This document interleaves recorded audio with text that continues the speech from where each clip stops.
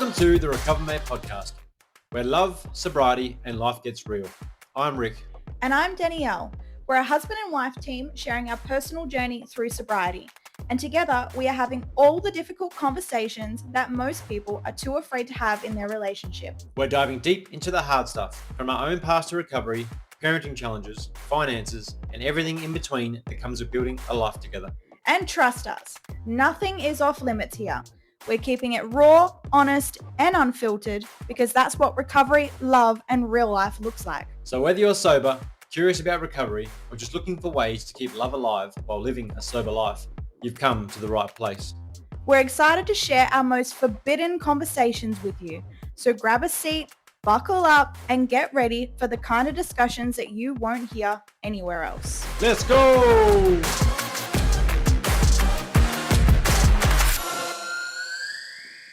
So, this is a pretty big milestone.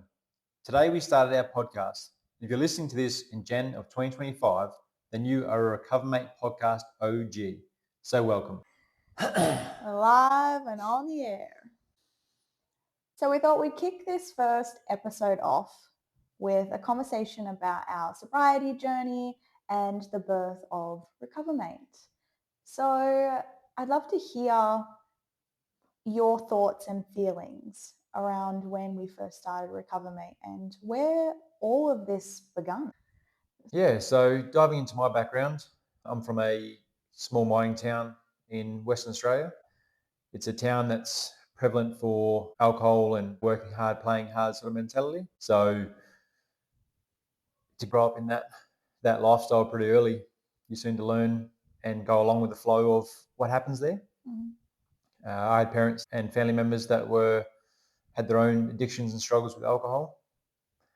And when that comes with you growing up at a young age, you pick up their traits and you pick up what everyone else does in that town, and you sort of learn from that.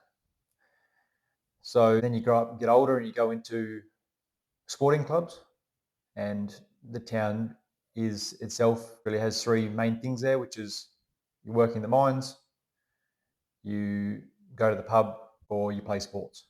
Yeah, so growing up with sports being such a big factor in my life, it paved the way for the good and the bad. Good in the way of at a young age connecting with people and being in a team environment.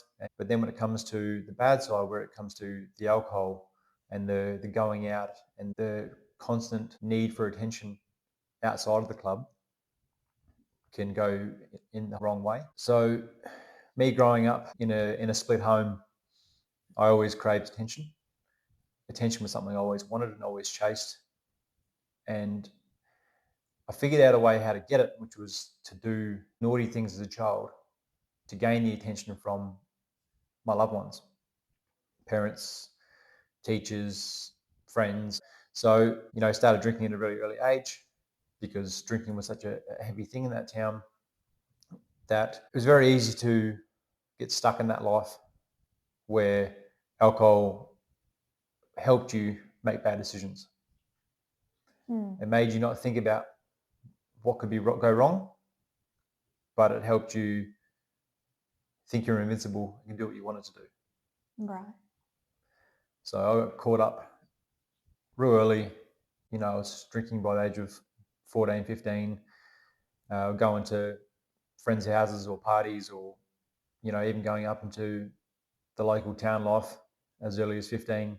I've been 6'2" and looking like a young man by that age. It was pretty easy for me to sneak in. So it was quite early on that I was getting in to the pubs and clubs with all the older guys that I played footy with. When it came to sports, you train Friday night, and you'd write yourself off on Friday night, be a little bit better, I suppose, on Saturday, and then you'd play Sunday, and then you drink on Sunday. And a lot of times rock up to work on the Monday hungover after a Sunday session. So alcohol did pave quite a large portion of your life. I actually was going through some of your previous writings, and something that stood out was you would plan events or only go to specific events if there was going to be alcohol there. Yeah, that was the main that became the main factor. And it was a real thing, especially in my hometown. Like, we'd have birthdays, Christmas, Easter, any long weekend that come up, alcohol was always involved. It could even be a young child's first birthday and we'd still be turning up with alcohol. That was a real thing. And that was just a normal thing that everyone was doing. So then, you're growing up in that. You're understanding what everyone else does, then you grow up into that life as well. I can even remember our own children's birthdays where I was drinking at those events, where it's not an adult event. It's clearly a children's event with other children there. But we're allowing ourselves to bring alcohol or have other people bring alcohol to this event for the sake of, celebration. So tell me a little bit about specifically the last time that you got done for drink driving. So how many times are you a recorded or registered drink driving offender? So 3 times I've technically gone to court for drink driving. I mean, there was numerous times that I've done it. And there was a lot of occasions where I was even surprised myself that I made it home, which is a ridiculous thing to think back on now, and how stupid or in so much self-pity that I was in, that I didn't care about myself, other people on the road, or even how my family would feel if something had happened if I didn't get caught. So yeah, 3 times I lost my license on all 3 occasions, which I think is roughly about 3 or 4 years I lost my license for. But yeah, I suppose the worst one I lost it for was we'd actually had a bit of a tiff that day. I went out into the town and made a bit of a dick of myself, which was a regular occurrence. Bit of an understatement. Yes, a little bit. But yeah, I got done for drunk and disorderly at the club, thrown in the back of the police wagon, and so you had police rock up to your dad's house, and then you took me inside. We had a fight. I took off the following morning and went back out drinking again. So basically I went for a full day session of drinking, and then I ended up back in town that night, and you happened to have a wake for a friend that evening. I happened to be in town at one of the pubs that I happened to be at. So I hung around with you that night, had a few extra drinks, and then you decided that it was time to go home. It's getting towards midnight now. Like, I want to go home. And also you happened to be pregnant at the time with our firstborn. So me, in all my wisdom, decided that, yep, it's time to go home. Let's go. Went to the ATM to take some money out for a taxi to get us home, to find out that I'd spent all our money over that weekend on alcohol and everything else. So I decided that I love a glass of water and I'll drive us home. I had a lot of people tell me not to do it that night, including you, including other people there that I was drinking with. And I decided that, no, I can do it. It's only around the corner. It's all fine. So I also was going to say, I didn't know the extent of how drunk you were either, or that you were that intoxicated. I think that's important to mention because quite often we don't know the capabilities of a person when they're drinking. No one exhibits all of the same symptoms. Yep.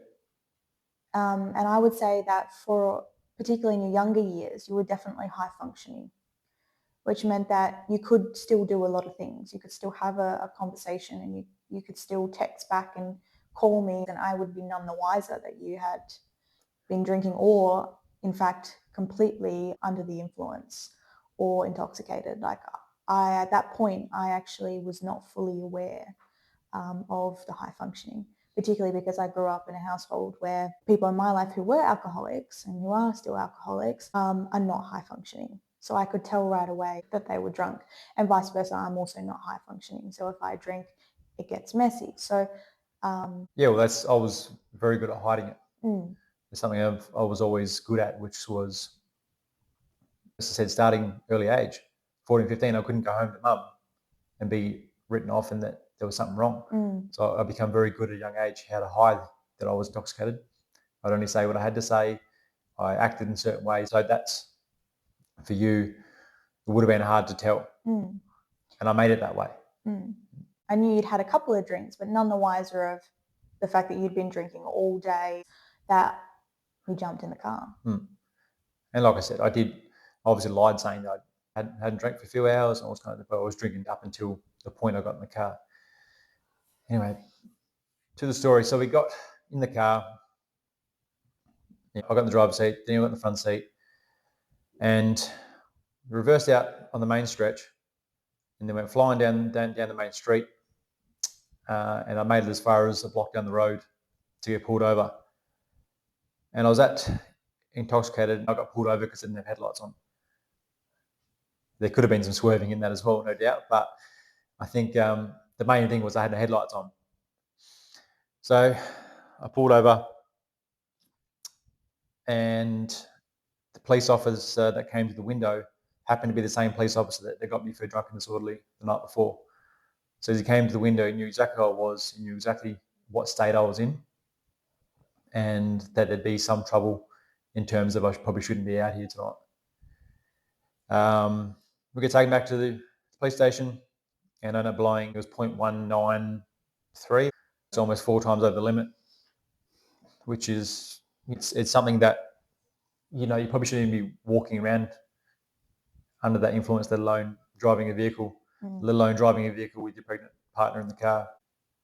And it just, thinking back on it now, it's painful to think what could have happened. And I wouldn't be where I am today if something did happen. I wouldn't be this happily married man with, a beautiful daughter if something badly happened. So fast forwarding, you've gone to court, you've lost your license. I think at the time it was 2 years or something like that. And we're expecting a baby.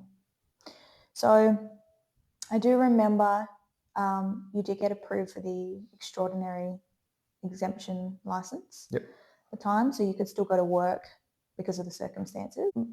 Remembering back, I don't think that stopped the drink driving, and it didn't stop the drinking either, which led to a story that we've spoken about many times, which was the lead up to the birth of our daughter, Amali.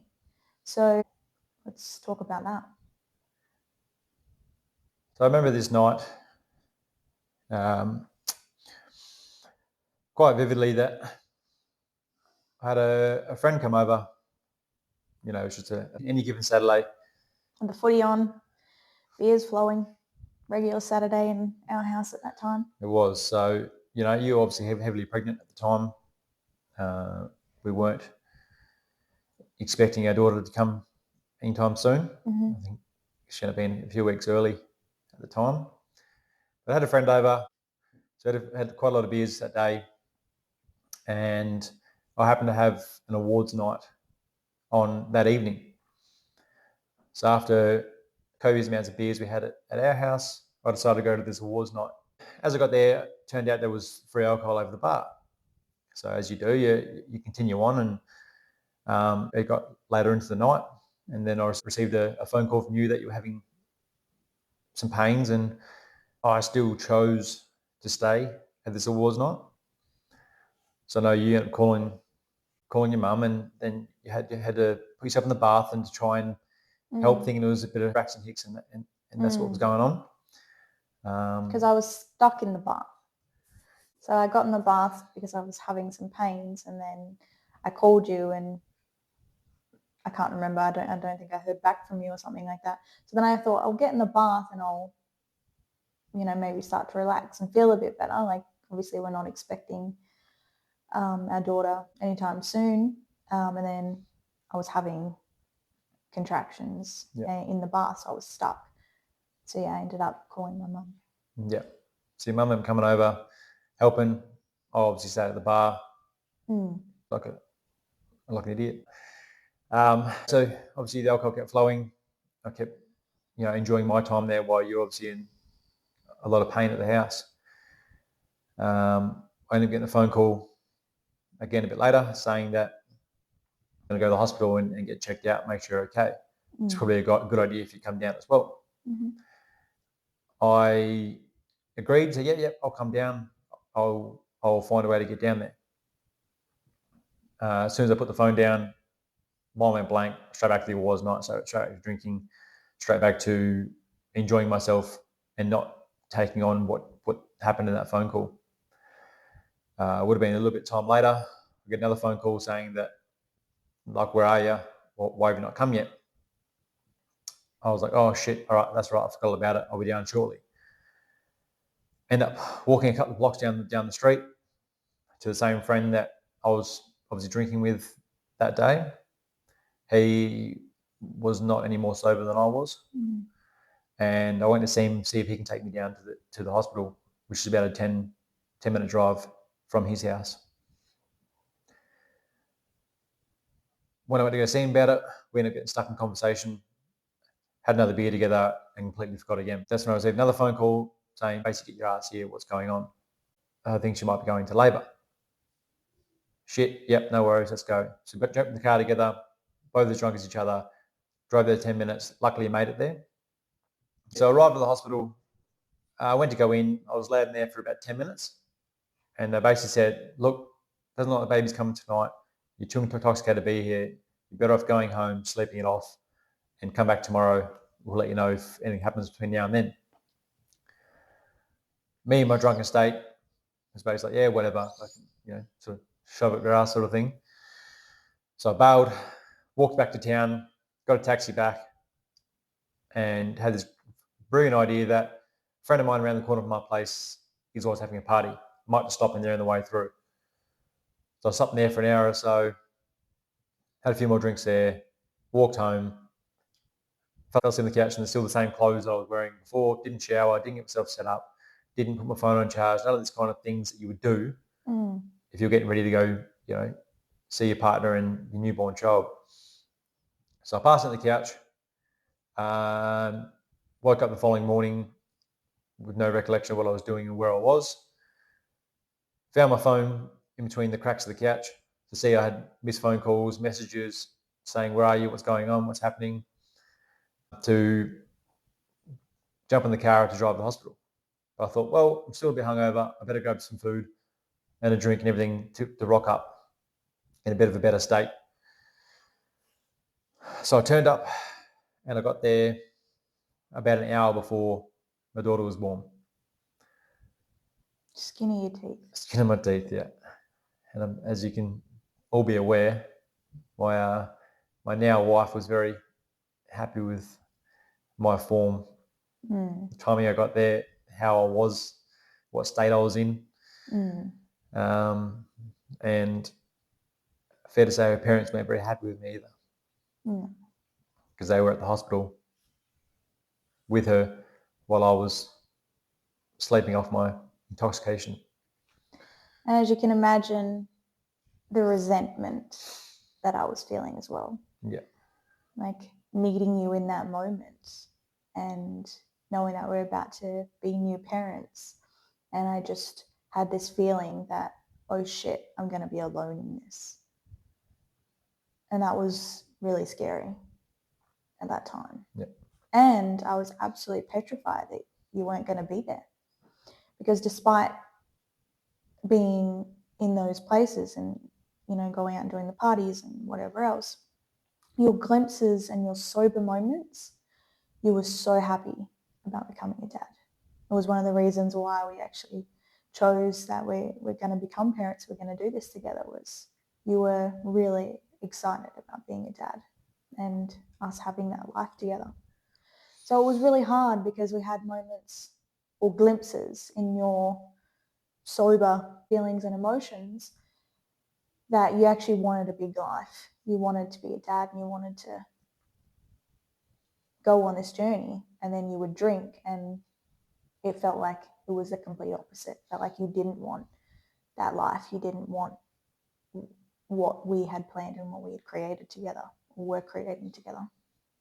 Yeah, that's where that ego would come in, and I would selfishly try and quieten the demons. I think is how I'd put it.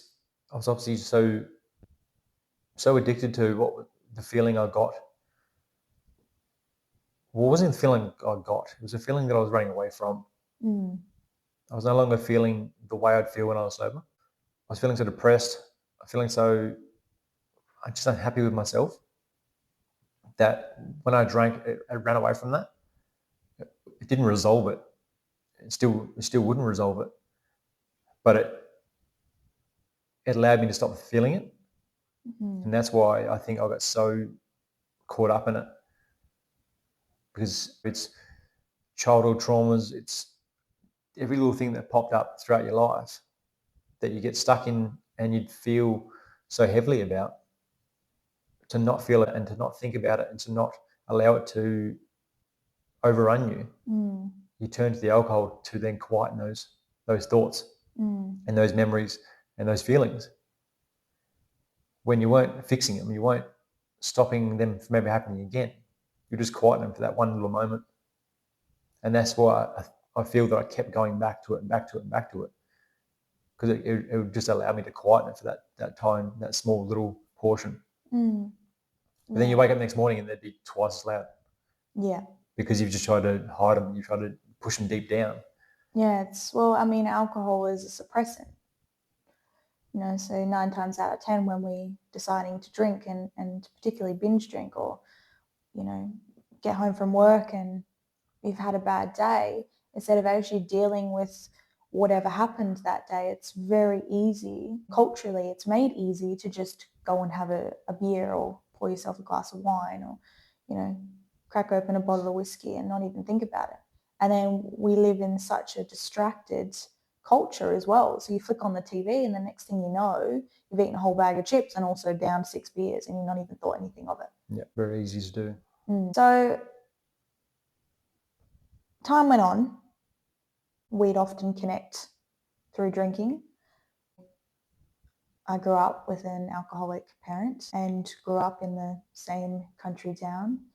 And that culture is heavy there. So same thing, I was in nightclubbing by the time I was 15, and drinking and doing drugs and all of those things was just an every weekend event. So it wasn't too much of a stretch for us to then get into our own space and continue on what we've always done and what we've always known. So we would get home from work, we would have dinner, bath our daughter, and we'd have a couple of beers and watch the footy, and that was like our thing. And I often felt like I had to drink to connect with you.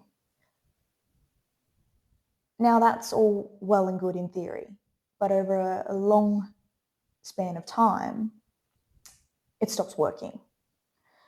Particularly because there is nothing worse than connecting with your partner and feeling like you're in this beautiful conversation, and the next thing you know, they've now drank way too much, cannot fucking remember a single thing that you've said, and the next day it feels like you've gone 10 steps back.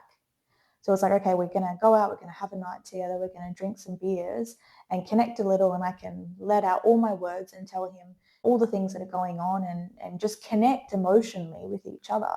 And we'd have that moment, and the next thing you know, you have then drank too much, completely wiped the memory bank, blanked out completely, and can't remember us having that conversation, which started to breed resentment. And I do remember us having a conversation, and you had realized that, okay, alcohol maybe is playing a big part in this, so I'm going to start looking into that. And one of the places that you actually went to was AA. So how did you find that? Yeah, look, there was a small little church group that had an AA meeting pop up one time, and I was like, you know what? I really think I should be stopping this. Let's go give it a go and see what it's like. Now, this isn't downplaying AAs at all. It didn't work for me in terms of I didn't get anything out of it. I know a lot of people have. So I'm not downplaying it, saying people shouldn't try that. It might also be fair to say that you might not be in a place to receive AA as well?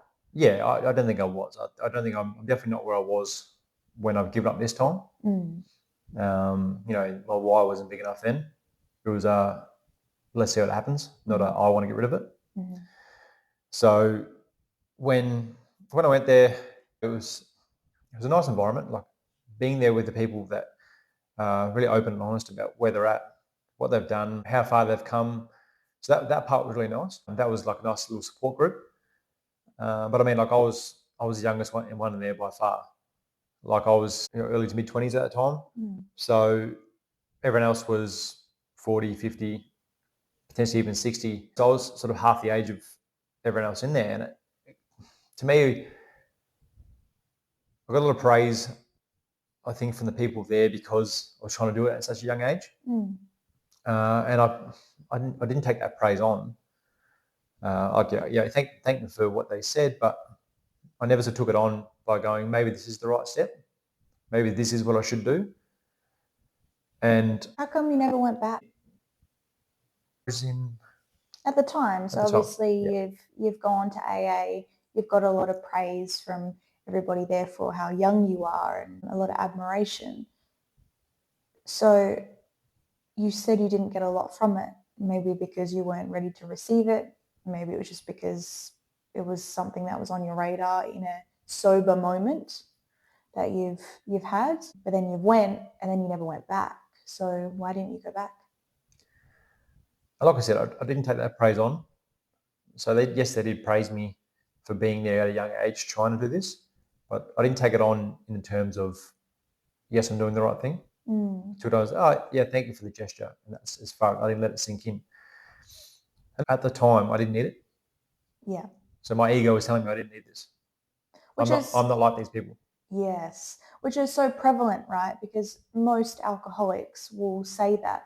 They'll go to something like that, but I can give it up. And look, I've given it up for 2 weeks and I'm fine. Or, I don't need a beer to get through the day. But that's not generally what that means. It's when it comes to your relationship with alcohol, everyone's different. But for you, it was, I don't need this. Like, I'm okay. Well, like for anyone that's ever been to an AA, the first thing you got to say when you're speaking to the group about anything that's happened with you or for you is about, my name's Ricky and I'm an alcoholic. That's what you got to say to the group. So I do remember him saying to me, look, you don't have to say if you don't want to, if you're not in that place yet. I was like, no, look, I'll say it. Not saying it from the heart, but just saying it just to say it. Yes. So I do remember that part of like, I can easily just say whatever you want me to say because I know that's what you guys want, but it wasn't from the heart of this is what I feel that I am. So then leaving there going, I'm not like these people and I don't need this. And, if I want to give it up, I can give it up on my own. 5 years later, I'm still in the same boat and still doing the same thing. Yes. So you do need support. I'm not denying that you don't need support. I've needed a bucket load of support from friends, family, my own personal coaches I have that help me out. So to think you can do it on your own, which I thought I could, because, I'm Superman, I can do whatever. To think you can do it on your own, it's just, it doesn't happen.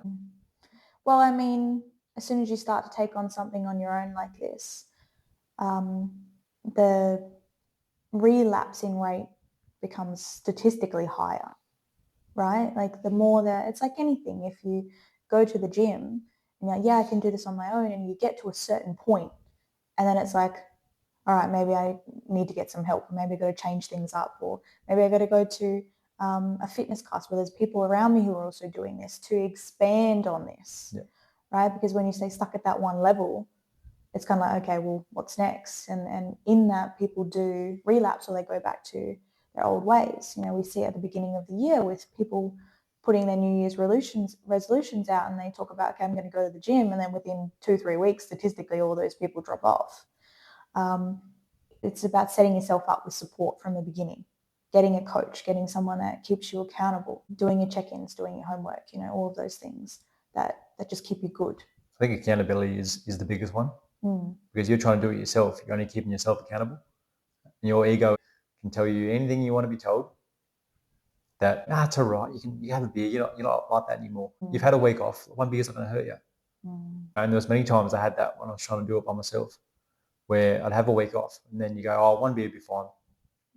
There was even a time where I had 3 months off because I made it a real thing with you that we're having this time off. And 3 months off, we've done really, really well. And then I happened to have a Christmas party. And it was my first time back drinking after those 3 months. I was like, yep, I'll take it steady, it'll be fine. Anyone that's ever been to a Christmas party knows that if there's free alcohol on tap and you have zero self-control and zero accountability for yourself, that you end up white girl wasted and passed out at a friend's house. So I started another downward spiral. Yeah, I'm glad you brought that up, because that fitness challenge that we were doing, alcohol was just a byproduct of that. It was not the reason why we were doing the fitness or mindset challenge, but it was just like 75 days of just going all in on ourselves, all in on our health, and trying to get the most out of it, because I think at that time we really did want change. Yeah. And realistically, we talk about this now because we can talk about this now because we've done a lot of work. But we were heading to divorce. So, and that was not a light thing that either of us were willing to just throw around. Like, it was something that we spoke about very much on in our early days. We both came from broken families, so it was really important to the both of us that we try everything and we turn every stone to make our relationship work. It was almost like a vow that we had made to each other. Very early on. Very early on, yeah. And so it got really bad to the point that we'd had to take multiple breaks to just get clear on what we're fucking doing. And then also we're throwing around a divorce card when we've got 2 kids. So it still hard sometimes to talk about, because I can't even imagine where we are right now that this was even a thing. But it was painful. You know, I was looking into other places to live. You were heartbroken. I remember even one point you had no idea why we were even getting divorced, which I think is quite relevant for a lot of men. You just ignore the warning signs or don't pick up on them until it gets to the point where she's like, I don't know what happened. She's left. And that's where we were going. So I think that promise that we had made to each other and the love that we've always had for each other was what made us turn over another stone and go, okay, let's look at ourselves individually. Let's do this challenge and see what comes up. And then also intuitively, we were with another program as well, a program that we still go to even all this time later, and be around people who are focusing on their relationships and focusing on expanding themselves and their personal growth. So we've made a commitment to keep doing that. But coming back to this challenge, giving up alcohol for 75 days was just a byproduct as much as drinking 4 litres of water or whatever it was at the time. Whatever. 2 workouts a day. Yeah, 2 workouts a day. So I think it was mostly like, for me, it was just the fitness stuff. Like, I wanted to move my body 2 times a day, and you know, the job I had the capacity to do that. So I'm like, you know, I'm going to get fit and whatever was going on for me at that time. And for you, it was like you wanted to play a good season of footy. So so we did the 3 months sober, the 75 days for both of us. I continued on with 100 days, hit 100 days. And then we both went out to the footy club. They put on a bit of an event, and we both completely wrote ourselves off.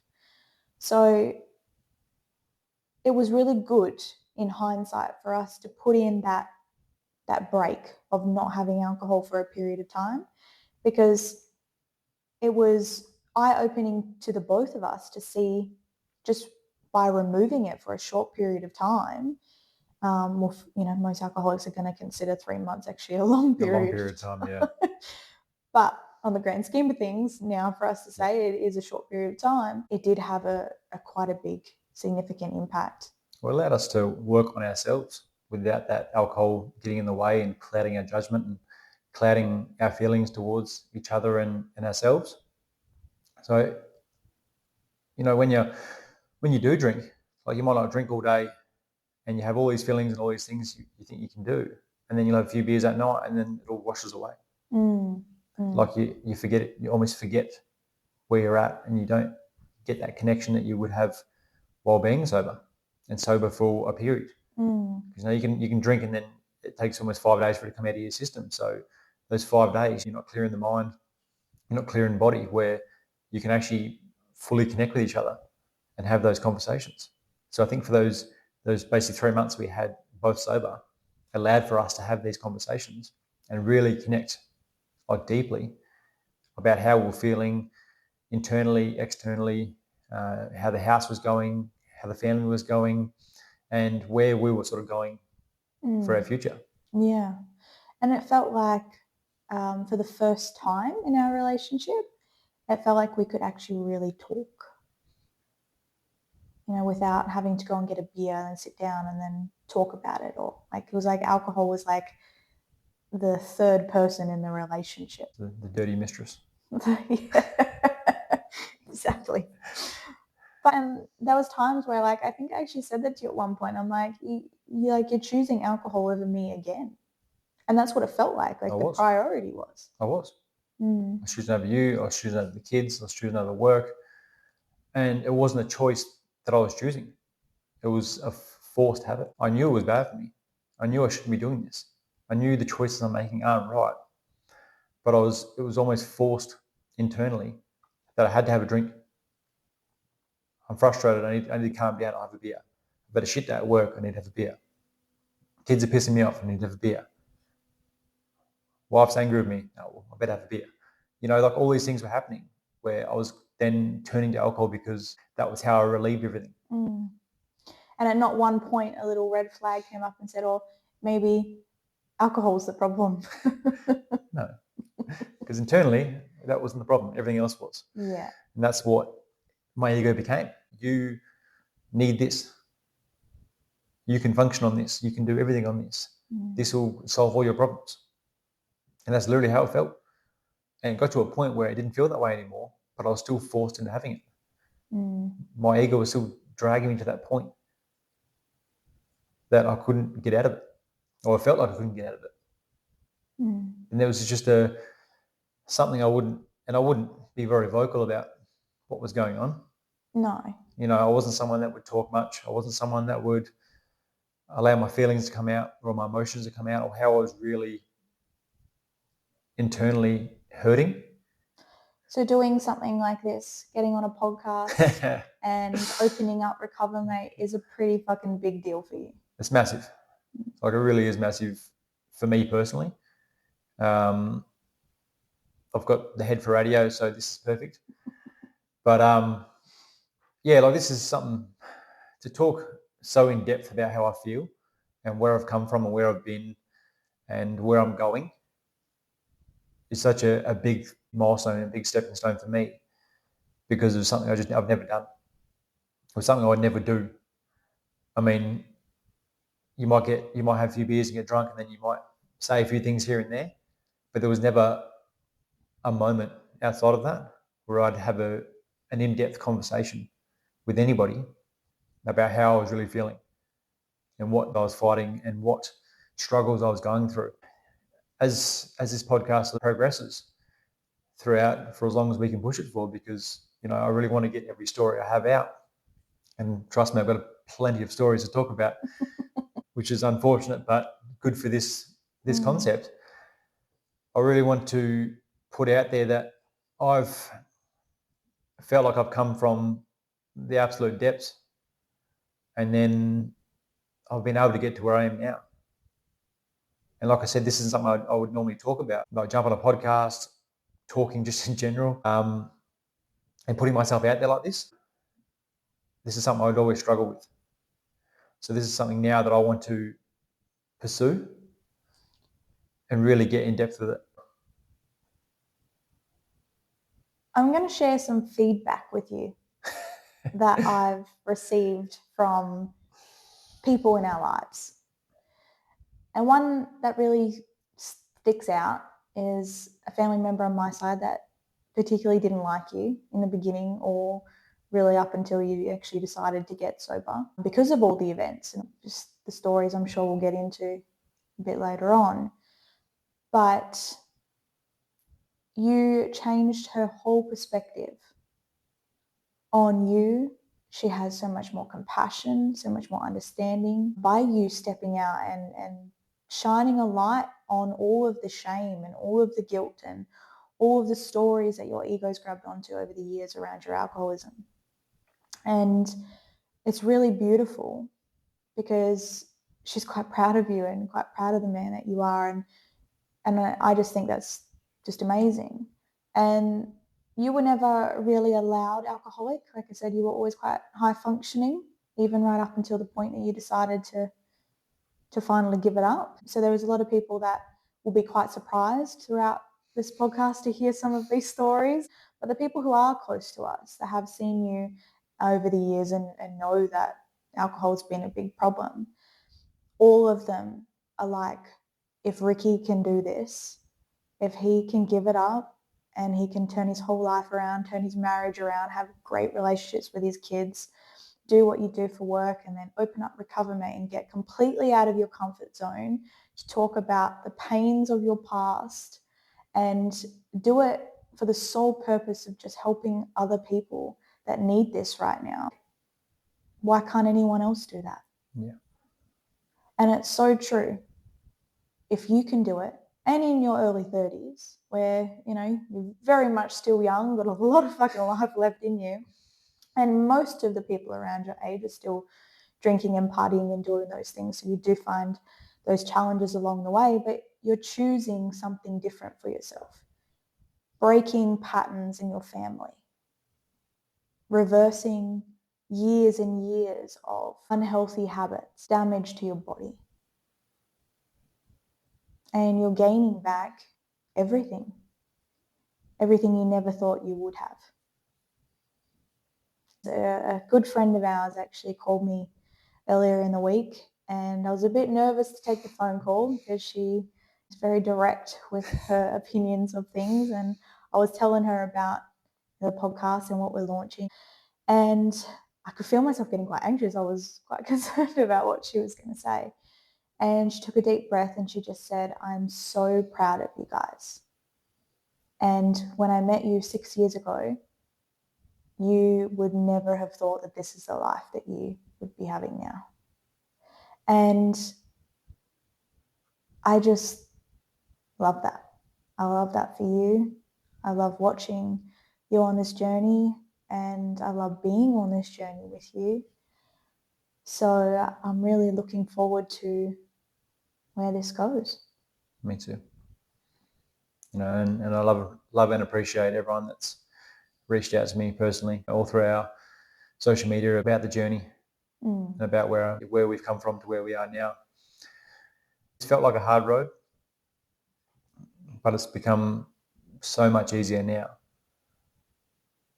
And like I said, just being able to talk about it and express it was something that I never dreamed would be something we'd do. But it feels like it's the most healing part of this journey. I mean, we could never do this.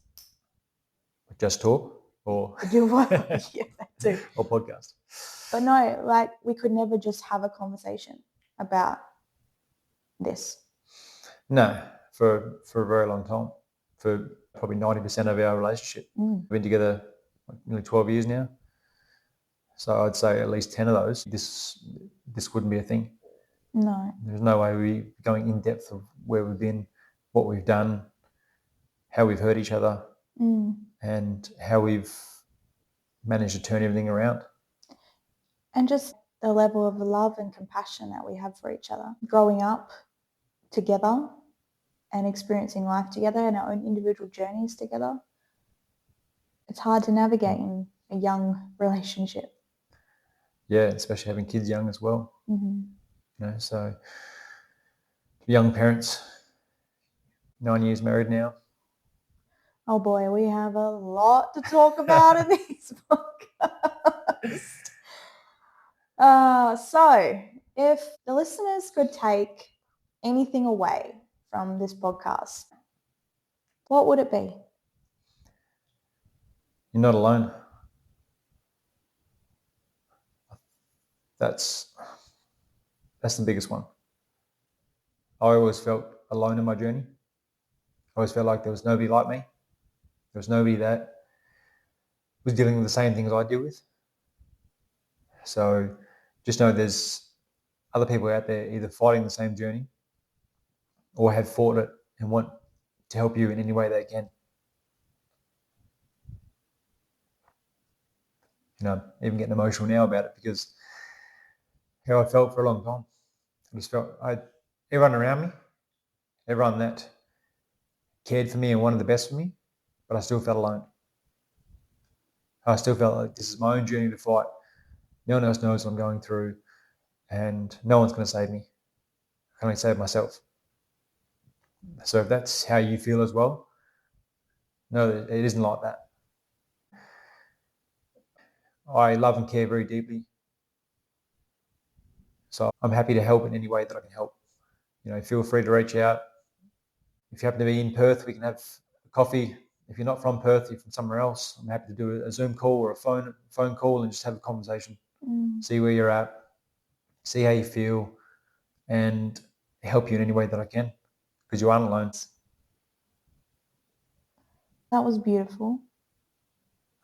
And thanks, guys, for listening to our very first episode of the Recovermate podcast. And we look forward to diving into some very interesting topics over the next coming weeks. So stay tuned and we'll see you soon. Thanks, guys.